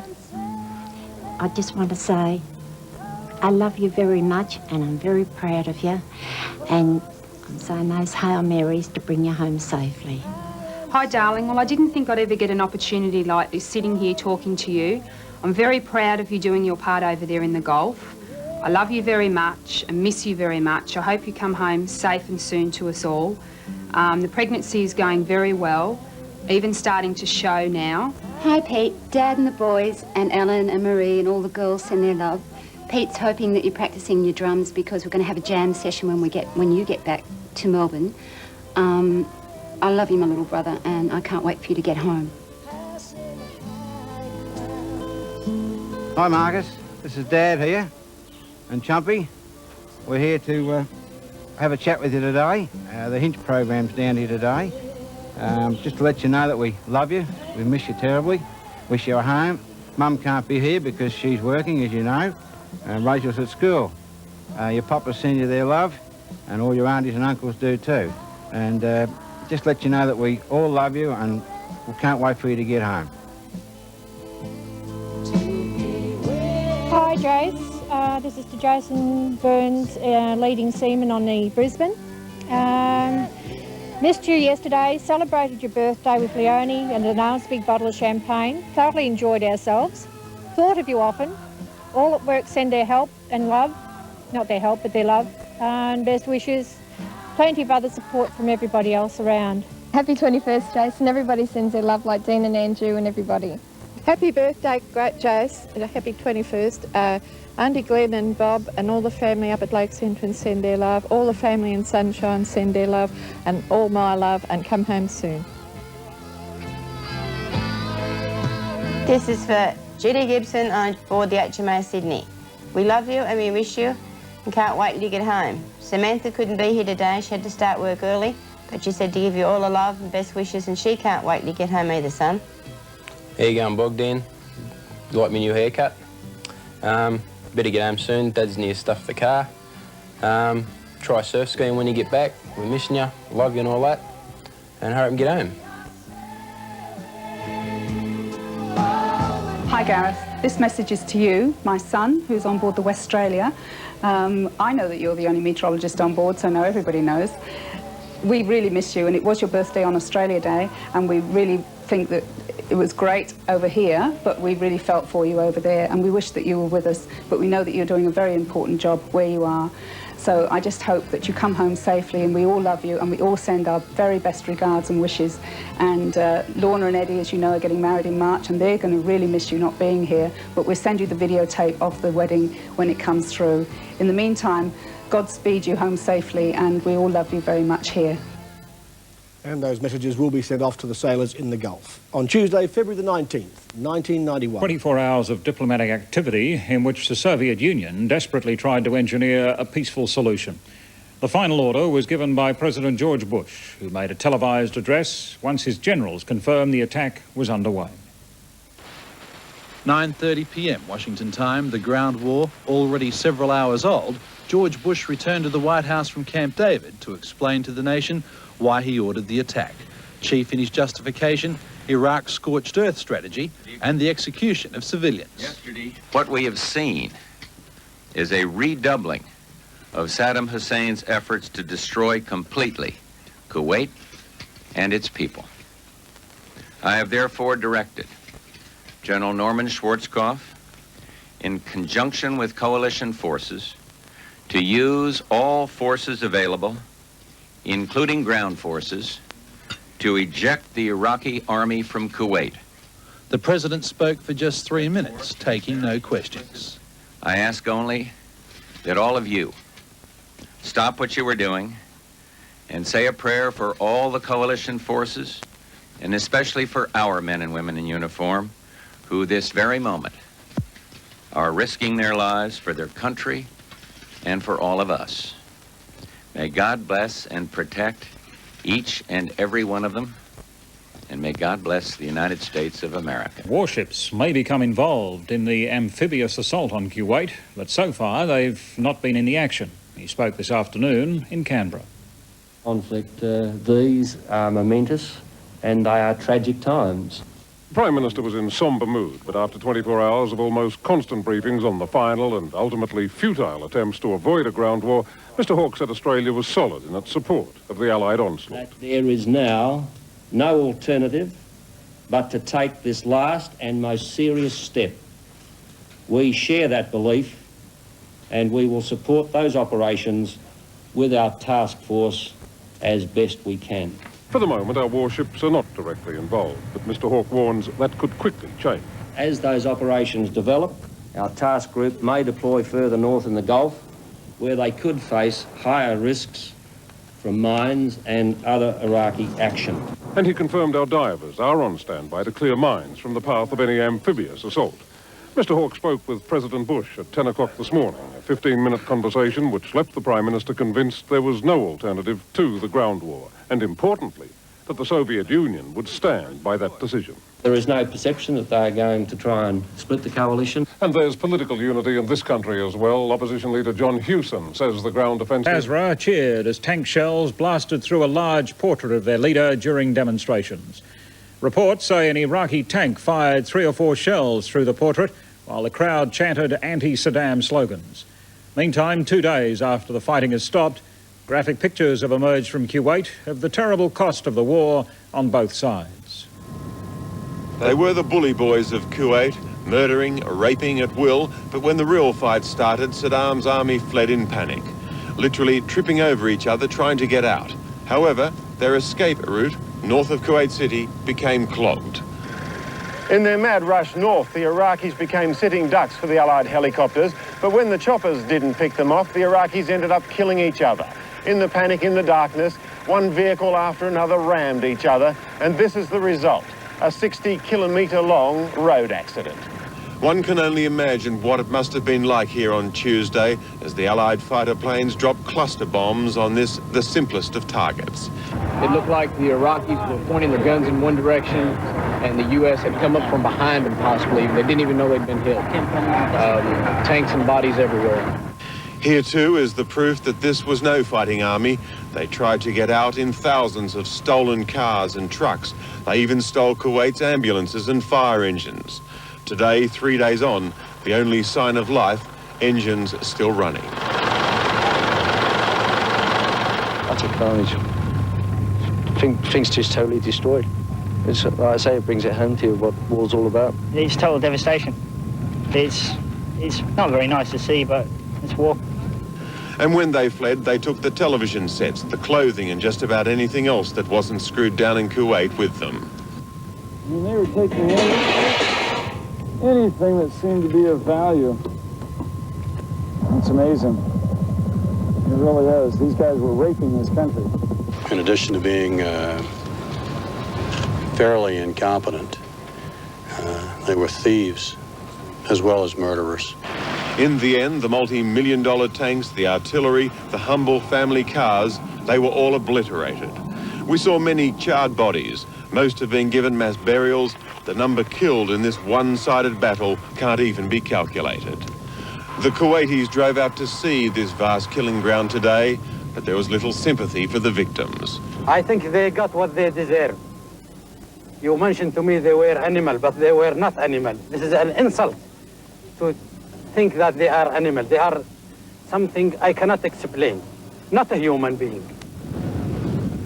Further north at the Iraqi-Kuwaiti border, tanks are still prepared to fight at the slightest provocation.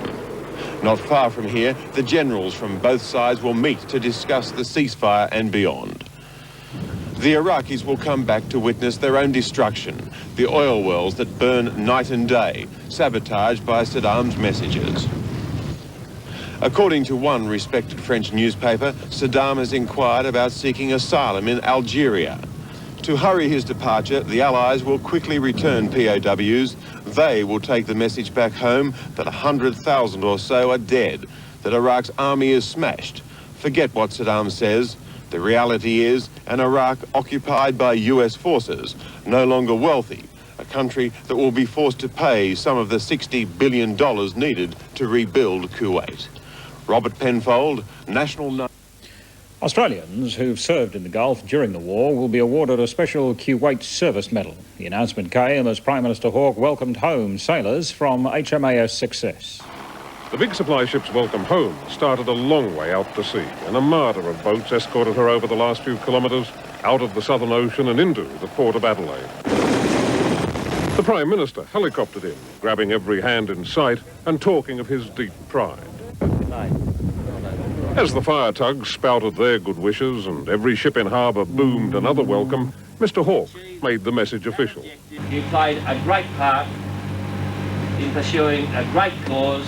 We're proud to be home, we're proud to be in the Navy, and we're proud to be Australians. Then it was time for the real celebration. Every possible vantage point was crammed, more than enough to bring a lump to anyone's throat. The nation was asked to lend a hand, so off we came to this war-torn land. The weapons were made ready, and we stood fast, knowing that this might be our last. As days went past and bodies did drop, we began to wonder when this war would stop, with total destruction and blood all around. Bodies lay dying on the ground. Up came the wounded, down went the dead. Off some went to be treated and fed. Questions will be asked, that's a must, all about this land of dust. The answers you know, but cannot say, because of the horrors that haunt you each day. So what we tell them is where to look. It's on page 21 of the history book. 21-year-old Martin Ferguson wrote that poem. His mum received it 36 hours before she got the news. Her son had been one of the last casualties, killed by mistake by friendly fire. The liberation of Kuwait has already revealed horrifying stories of atrocities committed by Iraqi troops during the 7 months of occupation and terror. Murder, torture, rape. Looking ahead, as Bronwyn Kiley reports, there are moves to bring those responsible to trial for war crimes, including Saddam Hussein.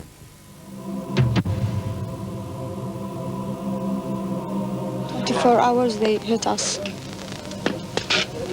take the boys, take the mans, take the youngs, take the girls also, and hit them, and kill them, and put them in front of the door, and call their father and mothers, come out and see your son and see your daughter. The haunted survivors, free but not from their memories. They kill not by guns only, by torturing. We saw 7 people and 3 women naked without any shooting, by torturing. This man lost 2 male cousins. After 1 week, they bring him in front of the door, house, and shot him. The Allies say they'll screen Iraqi prisoners of war to find those responsible. The Kuwaitis blame one man, Saddam Hussein. The war wouldn't stop unless he was caught and tried for his crime and his ruthless and murderer. What can I say? His is not a lone voice. Many are calling for Hussein to be tried as a war criminal. No one should have any doubt that this man should be, if captured, and his party be tried as war criminals. Charge 1, violation of the laws of war in mistreatment of prisoners of war and in mistreatment of civilians in Kuwait. Charge 2, crimes against the peace for waging an aggressive war, Ella Nuremberg. Charge 3, crimes against humanity for firing Scud missiles at civilian population centers in Tel Aviv and Riyadh. The case is strong and the United States believes the butcher of Baghdad should face trial. A team of American military prosecutors is bound for Kuwait City. Their mission? To identify those people who have actual knowledge of what went on, take their statements, safeguard those statements, and then build a case just as any prosecutor would do in the United States. But will the tentacles of any prosecution ever reach the man ultimately responsible for the atrocities? The United States won't go into Baghdad to hunt him down, and unless Hussein falls into Allied hands, at this stage an unlikely proposition, any trial would have to be held in absentia. For the Kuwaiti resistance and the people they fought to protect, now able to socialise freely in the streets for the first time in 7 months, trials and retribution seem far away. They are still learning how to celebrate after living in the shadow of death. On a dramatic and emotional day, it will be a fantastic relief to the families of our sailors serving in the war zone. Tonight, we bring you pictures videotaped aboard HMAS Brisbane, pictures not shown on Australian television until now. The video set to the Dire Straits song, Brothers in Arms. Through these fields of destruction, baptisms of fire, I've witnessed your suffering as the battle raged high, and the weight of heaven so bad. In the fear and the alarm, you did not desert me, my brothers and I.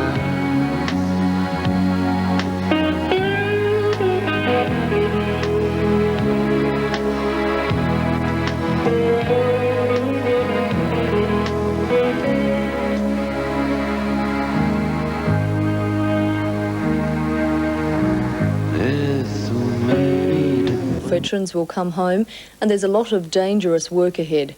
Our divers will have their hands full for some time, clearing mines and unexploded bombs. Navy Task Force prayers for an end to the Gulf conflict have now been answered, but these latest Australian Navy pictures show a supply ship Westralia still on full alert, shortly before the launch of the successful ground war offensive. There's still a mine threat up here. Taking on vital supplies and mail from home off the Persian Gulf port of Dubai, Westralia, along with Brisbane and Sydney, are expected to be in the Gulf zone for at least another month before heading for home. Today in Federal Parliament, Prime Minister Hawke paid tribute to our Gulf Task Force group. Make no mistake, although our ships have not been direct participants in offensive action, they have played critical and hazardous roles. They have played their part in turning back Saddam Hussein. a tribute later backed up by the leader of the federal opposition, with the federal government also strongly defending the awarding of a special Kuwait Service Medal to defence forces deployed in the Gulf conflict. And in an effort to renew trade links, Trade Negotiations Minister Neil Blewett... Ships HMAS Sydney and Brisbane have arrived in Darwin after their 5-month tour of duty in the Gulf. Sandra Falloon reports. Back in our waters, the guided missile ships Brisbane and Sydney steamed into Darwin at sunrise, giving all hands their first longed-for glimpse of home. On board the ships, 500 highly trained sailors, a little war-torn, back from a dangerous assignment that involved defending American aircraft carriers against an Iraqi air assault in heavily mined Gulf waters. After an official visit, the ships docked for refuelling. On shore, a hero's welcome for crews weary after months in the firing line. Sandra Falloon. It's a glorious day. We have been waiting for it for the last 7 months. Saddam, kill all people in Kuwait.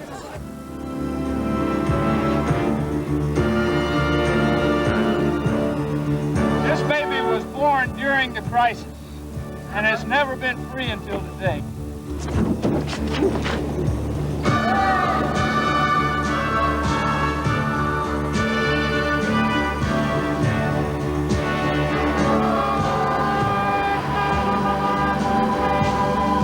Australians should be very, very proud of them. They've done a tremendous job. Together, look, there's Daddy and Stevie together.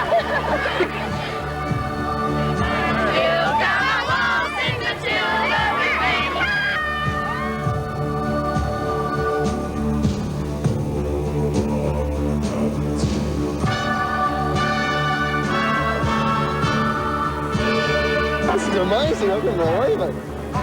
Look at these people.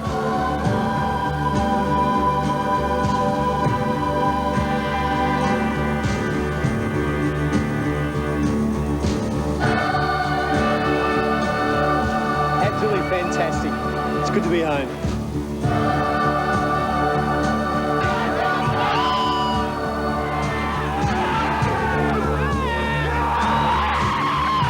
It's the happiest day of my life.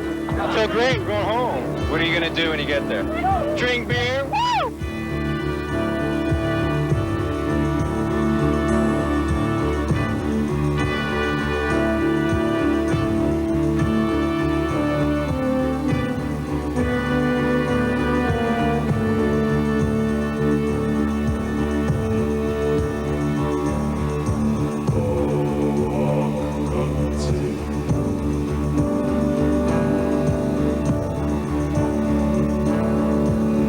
Sure to run high at Richmond Raceway tonight with the staging of the final meeting at the famous Port Club. And Fremantle's home of trotting is steeped in history.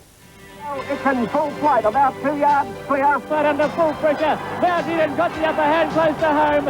In front as they go to the 400. It's Funnel just in front as they come down to the turn. Fremantle's Richmond Raceway has come a long way, but now 63 years of tradition is about to end. Village Kid won the Fremantle Cup from either Morgan James. 87-year-old Edith Spargo attended the first official meeting. I wasn't a member then, I have been a member since, but I stood along the fence and I thought, I wish this would soon be over, it was so cold.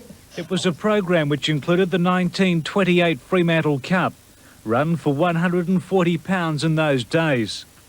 From that point on, the raceway was to become an institution for Fremantle folk. The late Bill Pop Johnson was the port's most identifiable trotting personality. Son Max has continued to uphold the great family name. What would your father be thinking now that the track's closed? Oh, I think he'd turn over in his grave if he could see it happen. Daphne Pescott is a daughter of the great Pop Johnson. She summed up the feeling of the locals. Well, it's like the breaking up of a big family. The track's closure marks the end of an era. Men like 73-year-old Fred Stemp have given a lifetime to harness racing in Fremantle. So too has Horace Dixon. Tonight's final meeting at the circuit, considered too small for modern-day racing, has been hard to take. It'd just about break my heart, I think. We just idolised, and it was our course, and that was it sort of business. It was our feeling. It was the Fremantle people's course.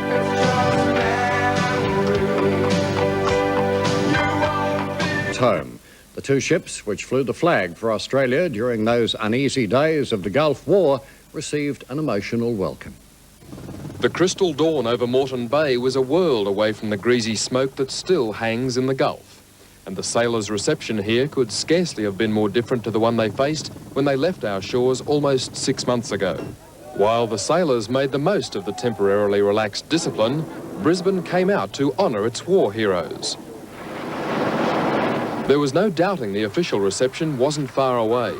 But for the seamen who went to war as teenagers, neither were memories of those long nights in the Gulf. Speechless. It's great. It's great to see that the Australian people appreciate the tremendous job they've done.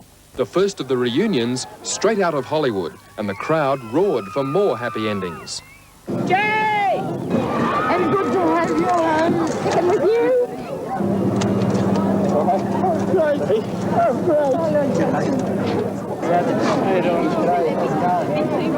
Welcome home. Thanks, Rex. Good to see you. 6 of the sailors came home to children they'd never seen. Another 29 came of age while in the Gulf. For a group of Vietnam veterans, today meant a bittersweet reunion. Many had served on the Sydney when she sailed for South Vietnam in 1965, long before many of today's sailors were born. HMAS Sydney and HMAS Brisbane are tonight on the final leg of their voyage home. And as Peter Harvey reports, there have been celebrations and recognition for the sailors on board.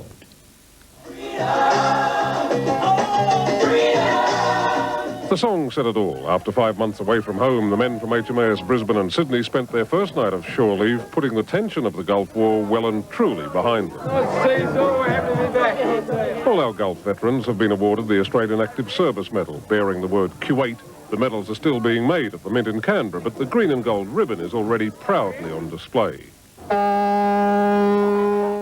This afternoon, though, everybody was back at work. The two warships leaving the Brisbane River, steaming towards their final destination, Sydney. They'll arrive at Garden Island Fleet Base on Monday. The Prime Minister was commemorating another war today. 50 years ago, Australians fought Nazi paratroopers in the battle for Crete, one of the toughest struggles of the Second World War. Courage has always been the hallmark of WA's 10th Light Horse Regiment, and today's savage weather didn't stop them remembering fallen comrades. The annual commemoration service was held indoors instead of the regiment's memorial at Kings Park.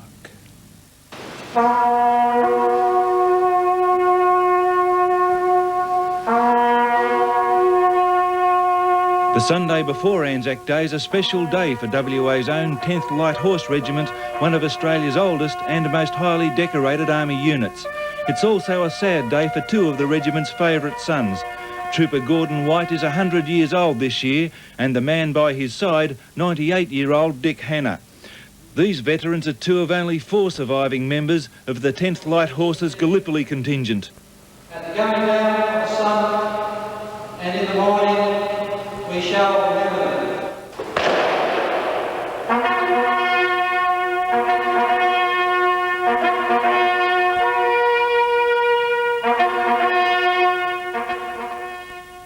Brisbane and Sydney return to home port Sydney today. For the sailors, their wives, children and other kin, it was a magic moment of joy and gratitude and a time for a tear or two. From the mined waters off Kuwait, they came home to a hero's welcome on a perfect Sydney morning. For 4 of the 5 months away, the 600 sailors were on war alert, especially after their American partners unleashed an awesome naval attack. These waves of Tomahawk missiles and then followed by American carrier-borne strike aircraft started heading in towards Iraq, and it really was an incredible and amazing sight, one I thought I would never see. At times, Navy pilot Terry Riley wondered if he'd ever see his daughter, Melanie, born during the war. It's your baby! I love you! For so many loved ones, the few minutes of docking and tying up seemed to take forever. Some even broke through the barrier. Hello, Colleen! Then at last, the Riley family of 3 was together for the first time. And extremely happy and proud. After the Prime Minister's formal welcome last week, Today was one for families. Hello, Daddy. This boy learnt those words while Dad was away. Many sailors began their leave at the Woolloomooloo Bay Hotel. It's not yet known if a welcome march planned through Sydney streets will go ahead. Howard Satan. As part of the United Nations peacekeeping force. With supply ship Westralia due to head home this month, the Darwin will return to the Gulf early next month. HMAS Darwin was the first member of our original Gulf Force contingent to get involved in the action. The Australian warship played a key role in eventually stopping an Iraqi tanker, Al Fayyo, from running the United Nations blockade. The frigate will now rejoin other members of the multinational task force early next month. While the risk is lower, the deployment will still have its dangers. There's no prospect, I think, that Iraq will want to get back into hostilities, but there are still plenty of mines floating around in the Gulf. And with the government pledging today to give continuing support to sanctions, Darwin is not due to return home until late September. Now the prediction.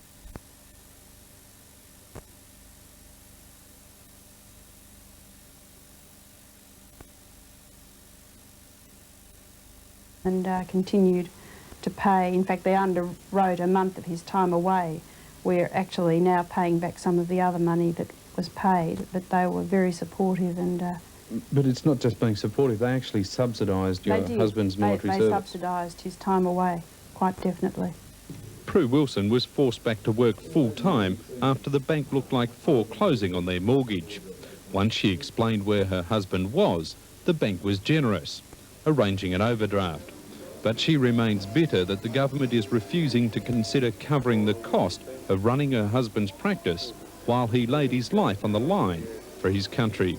Unless people are prepared to take a dramatic change in their lifestyle, people just can't volunteer. We all tend to live our lives according to our expected income, and if you take a dramatic drop in income, you're going to have to change your lifestyle dramatically, and I don't think people are going to want to do that. The federal government is considering a report which recommends a reduction of up to 12,000 in Australia's military forces, placing even greater reliance on reservists, particularly in specialist areas. I think that the reserves play a very significant and valuable role in the armed forces. I'm proud to be a member of the reserves, and I'd unhesitatingly go again. If it was a war in which I believed, and I believe we did the right thing here, yes, I think I probably would, but I would have to look very carefully at the financial implications. It basically amounted to my wife and 3 children having to exist on an overdraft for an indefinite period of time, and I don't believe that is a realistic expectation for anyone to expect of its servicemen. And speaking of the Gulf, there have been emotional scenes. You will have seen them on the news. National 9 News. There are fears that the oil spill will make it almost impossible for Australian Navy divers to complete their dangerous mission in the Gulf. They arrived at Pearce Air Base this afternoon on their way to the war zone. The diving team is among the fittest and most well-trained group of specialists our Navy can produce. Some have spent up to 10 years learning and practicing the techniques of laying and removing high explosives underwater. Today, the best left Sydney's Richmond Air Base, knowing their most likely role in the Gulf will be defusing Iraqi mines. How are you feeling? Nervous? Oh, yeah, I suppose you'd say nervous. But their tons of equipment and years of training may prove useless in the face of the giant oil slick moving down the Gulf. There is oil where we hope to be working, or where we'll be asked to be working. It will definitely make it difficult, and depending on how much oil, it may in fact stop us doing our job, but that has to be seen at the time, as I say. The old RAAF C-130 transport plane makes it a slow trip to the Gulf. The divers won't arrive until Wednesday. Meanwhile, as the oil slick worsens, Australia has hit back at Greenpeace claims that the Allies should take some blame for forcing such desperate action from the Iraqis. Foreign Minister Gareth Evans told the Sunday program the environmentalists were just plain wrong. And for some of the environmental movements and peace movements not to appreciate the nature of what we're confronted with here and to try and sort of spread the blame for it strikes me as really quite an appalling error of judgment on their part. Paul White, National 9 News. Perth's HMAS Brisbane are tonight on the final leg of their voyage home.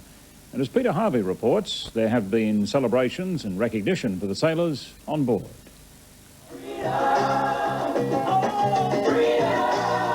The song said it all. After 5 months away from home, the men from HMAS Brisbane and Sydney spent their first night of shore leave putting the tension of the Gulf War well and truly behind them.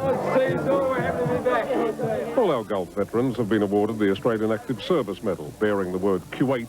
The medals are still being made at the Mint in Canberra, but the green and gold ribbon is already proudly on display. This afternoon, though, everybody was back at work. The two warships leaving the Brisbane River, steaming towards their final destination, Sydney. They'll arrive at Garden Island Fleet Base on Monday.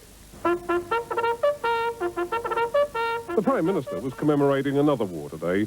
50 years ago, Australians fought Nazi paratroopers in the battle for Crete, one of the toughest struggles of the Second World War.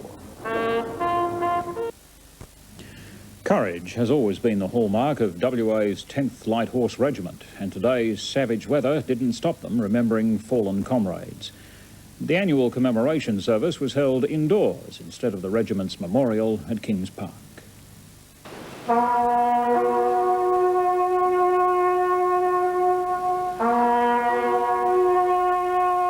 The Sunday before Anzac Day is a special day for WA's own 10th Light Horse Regiment, one of Australia's oldest and most highly decorated army units. It's also a sad day for two of the regiment's favourite sons.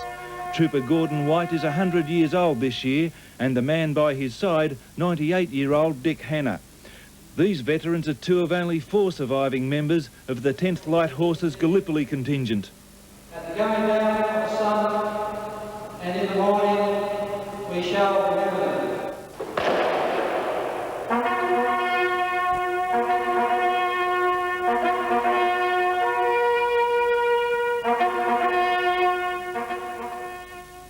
LA Law. Who the hell was that? Stuart! Tuesday on 10. In the Gulf, Brisbane and Sydney return to home port Sydney today. For the sailors, their wives, children and other kin, it was a magic moment of joy and gratitude and a time for a tear or two. From the mined waters of Kuwait, they came home to a hero's welcome on a perfect Sydney morning. For 4 of the 5 months away, the 600 sailors were on war alert, especially after their American partners unleashed an awesome naval attack. These waves of Tomahawk missiles and then followed by American carrier-borne strike aircraft started heading in towards Iraq, and it really was an incredible and amazing sight, one I thought I would never see. At times, Navy pilot Terry Riley wondered if he'd ever see his daughter, Melanie, born during the war. It's your baby! I love you! For so many loved ones, the few minutes of docking and tying up seemed to take forever. Some even broke through the barrier. Hello, Colleen! Then at last, the Riley family of 3 was together for the first time. Extremely happy and proud. After the Prime Minister's formal welcome last week, today was one for families. Hello, Daddy. This boy learnt those words while Dad was away. Many sailors began their leave at the Woolloomooloo Bay Hotel. It's not yet known if a welcome march planned through Sydney streets will go ahead. Howard Sagan, 10 Eyewitness News. It will go ahead. Howard Sagan, 10 Eyewitness News. Also back from the war and with a high profile more befitting a president than a soldier is Norman Schwarzkopf. The architect of Desert Storm is already being compared to Dwight Eisenhower, the mastermind of D-Day, to General Douglas MacArthur, the hero of the Pacific Theatre. The comparisons will no doubt be challenged by the historians, but not by the people who turned out to cheer General Schwarzkopf back home to Tampa, Florida. Out of the combat zone for good, General Norman Schwarzkopf, the Allied commander. Still in his battle fatigues, the General returns to his native Florida to a hero's welcome. He'll continue to command the troops in the Gulf from here until his retirement from the military later this year. It's a great day to be a soldier, and it's a great day to be an American. Thank you very much. And a great day for the Schwarzkopf family dog. Ken Bursland, 10 Eyewitness. In recent years, in this country that relies so heavily on railways as a mode of transport. Australian warship HMAS Darwin has been recalled to the Gulf as part of the United Nations peacekeeping force. With supply ship Westralia due to head home this month, the Darwin will return to the Gulf early next month. HMAS Darwin was the first member of our original Gulf Force contingent to get involved in the action. The Australian warship played a key role in eventually stopping an Iraqi tanker, Al Fayyo, from running the United Nations blockade. The frigate will now rejoin other members of the multinational task force early next month. While the risk is lower, the deployment will still have its dangers. There's no prospect, I think, that Iraq will want to get back into hostilities, but there are still plenty of mines floating around in the Gulf. And with the government pledging today to give continuing support to sanctions, Darwin is not due to return home until late September.